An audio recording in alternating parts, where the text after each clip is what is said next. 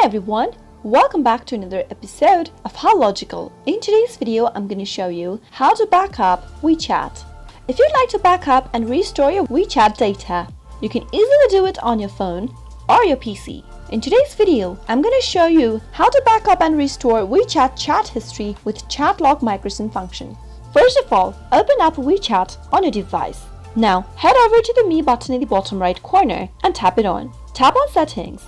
And now, go to Chats. Now, under Chat History, tap on Backup and Migrate Chats. Next, choose the Migrate Chats to another device. If you'd like to back up chat history to your computer, tap on the next option that says Backup Chat History to Computer. And you'll be able to see the instructions on how you can back up and restore your chat history on your PC. To show you the rest of the process, let's go ahead and log into WeChat on our PC.